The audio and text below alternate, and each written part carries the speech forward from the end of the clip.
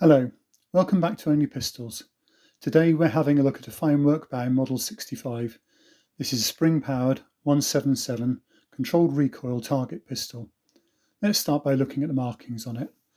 And on this side, you've got the Feinwerkbau logo, Feinwerkbau, Westinger and Altenburger, Obendorf for the production site, and then Model 65, 4.5177, the F in a pentagram indicating it's a low pressure air weapon, so less than 7.5 joules, made in Germany, and it's patented.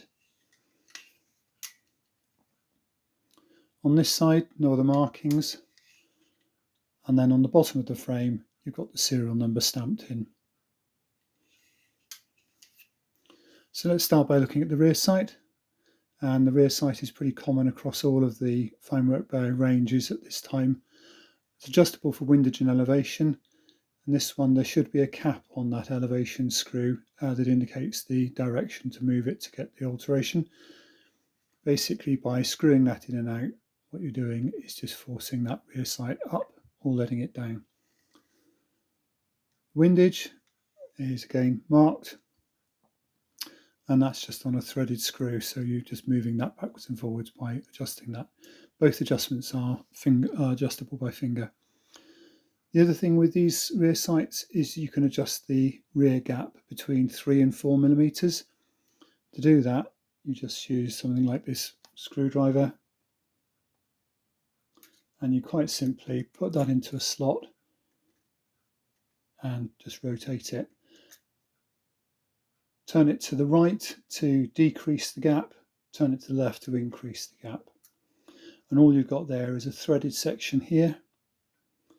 And as you wind that back, this piece here is cone shaped, and so it just sits between the edge of the two rear sight leaves, and the further it comes back, the further it pushes the leaves apart. So a very simple system, completely ungraduated between 3 and 4 millimeters, so it gives you a really good ability to make a very fine changes to the rear sight picture. Foresight is a simple Feinwerkbau blade held in an aluminium housing, and that is then pinned onto the barrel. To adjust or to change that foresight blade, you quite simply undo that screw on the muzzle housing and take the blade out. Blades themselves look like that. So they're just a very simple piece of sheet steel pressed, heat treated with a very fine chamfer to the top, so you get a very fine picture from them.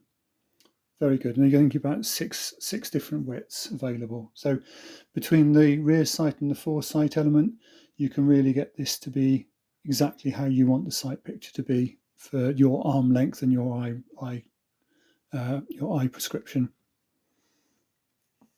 Construction: aluminium for the front sight holder, rifled steel barrel for the barrel, cast aluminium for the trigger group housing, cast aluminium for the top frame that holds the piston, and then a steel cocking link or a loading lever, which has just got a spring catch release.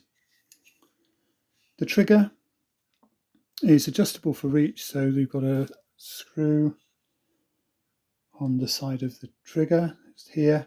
So by winding that in, it decreases the amount of first stage travel. Wind it out, it increases it. You can also set the weight for the trigger here. And then the other thing this has as a party piece is the ability to set it between 500 grams and 1.3 kilos. So all you need to do again with your hex drive, put it in and just slot that forward, and if you just make it out there, you've got 1.35, it's 1.35 in this case, so 1.35 kilos. The idea being that you can use it for training for your full bore pistols. So we'll put it back on the 500 grams. It is very slightly shy of that on this setting, on this one. Otherwise, the trigger itself is fixed for the position, so you can't move it side to side. It's otherwise fairly fixed, but it was very good for its time. The grip is an orthopedic 2-part grip with a movable palm shelf. Very good again for its time, and compared to some of the other pistols of this generation, it's a very good grip because you've got most of this is grip with just a little mounting plate that's held within the grip itself. So the grip is not having to accommodate a kind of perimeter frame that you had on some other pistols. So you get a real good change in sizes on this. This one's a medium grip, but they also came in small and large, and you also had the ability to carve them about a bit as well. So a very good grip for its time.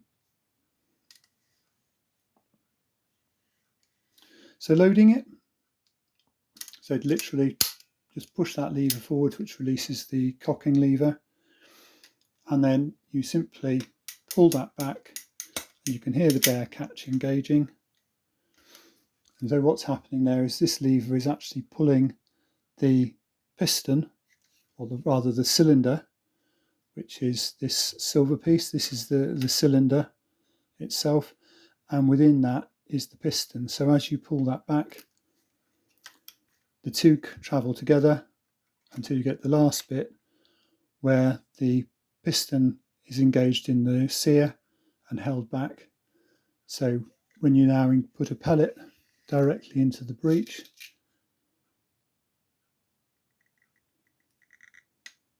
so the pellet's now there in the end of the barrel. As you bring that forward, you're bringing the cylinder forwards and you're leaving the piston back. So then you quite simply, to fire it, no safety, take up the first stage,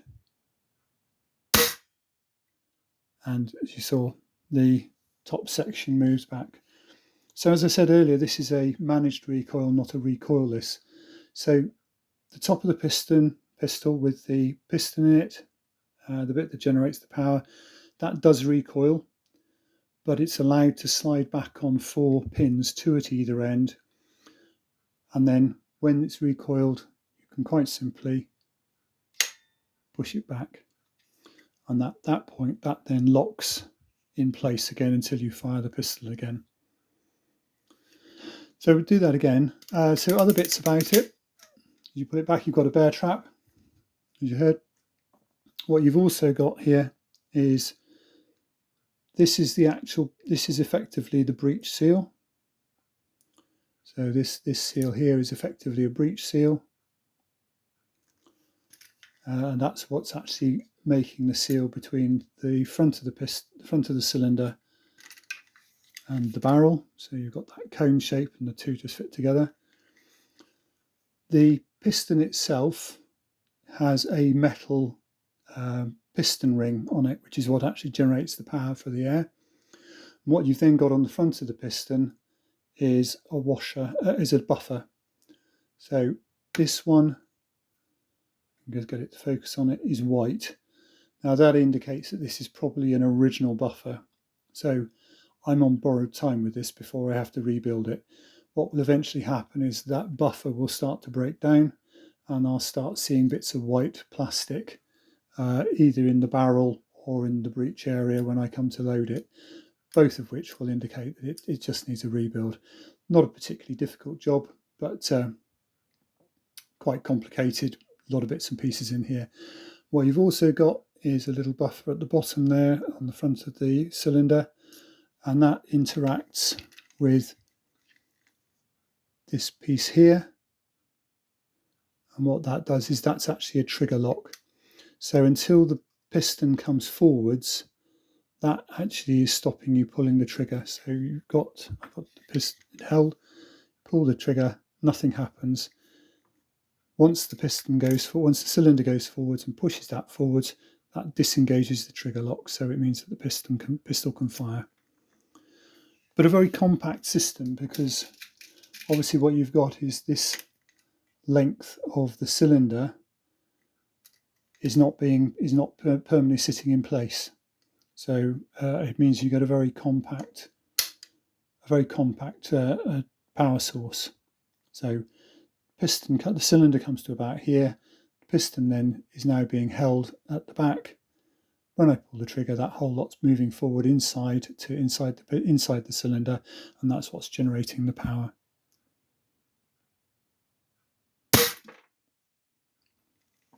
And again, just that recoil management. It is a recoiling pistol. It absolutely does recoil, but you don't feel it because it's then just released by this sledge system. So a very good solution.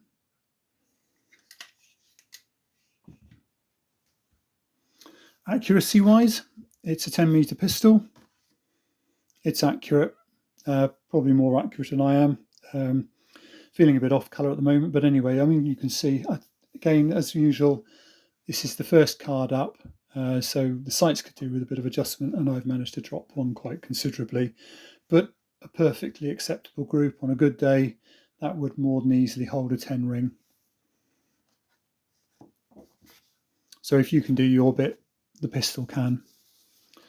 So production dates for these, 1965, hence the Model 65, and right the way through to 98. So a couple of bits to look out for on these. The F in a pentagram was introduced in 1972-73.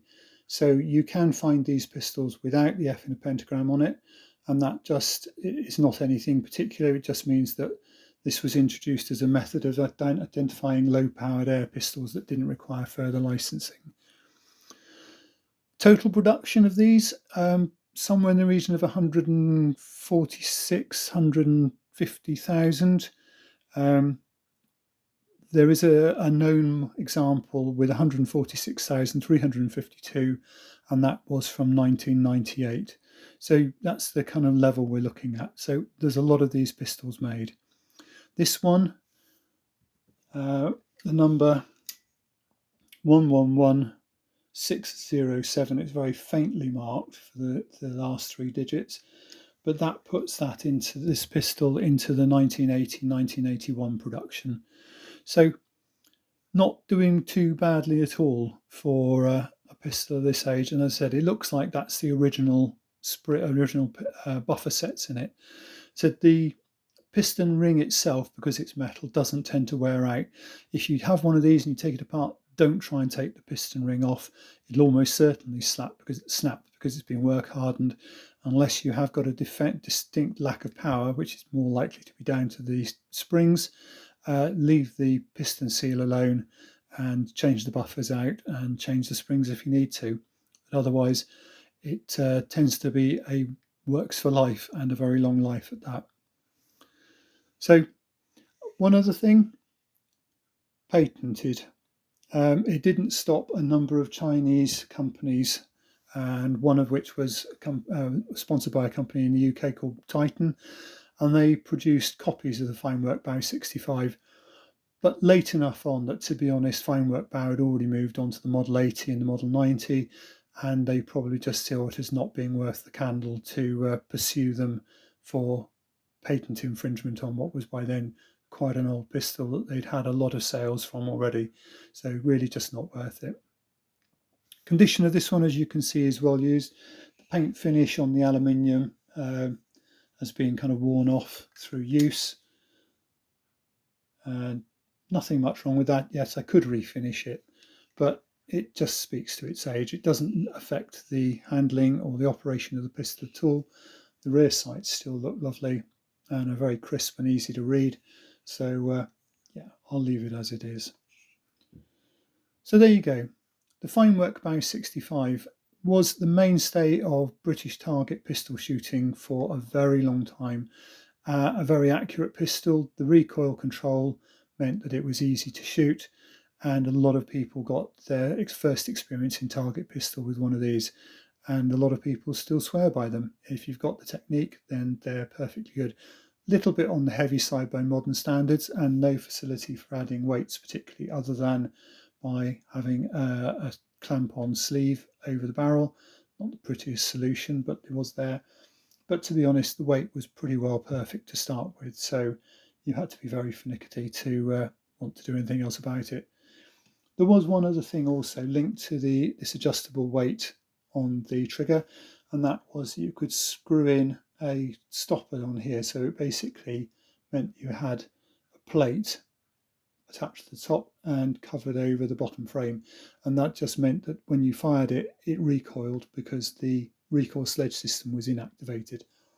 So you can see the end of the two sledge pins for the front, and like I said, that screwed in and it just held it all in place. So when you fired the trigger, when you fired the pistol, the top didn't recoil back with the sledge. It does recoil quite a lot, but most people used it as it was. When these were first brought out, really, they were a trainer. They were a trainer for target pistol shooting, for shooting your full bore target pistol, for developing sight, trigger control and grip. So a very lovely, venerable old Feinwerkbau 65. Many people have learned to shoot with these. If you can get one, there's a lot hanging around still. They're perfectly serviceable, spare parts are all available, and they have to be very broken to not be repairable. And they are definitely worth repairing. Probably the only thing I have against Feinwerkbaus of this type is the effort in cocking it. The effort is sideways, and so you've got quite a lot of loading onto your wrist. Not on a one-off, obviously, but if you're doing a 60 round match where you're going to be shooting 70 odd pellets, it does build up. There's that sledge system just one more time. So I hope you've enjoyed this. If you have, please hit the bell icon, share it, tell other people about it, do all that YouTube stuff. And otherwise, I'll see you again soon with another pistol. Thanks very much. Bye.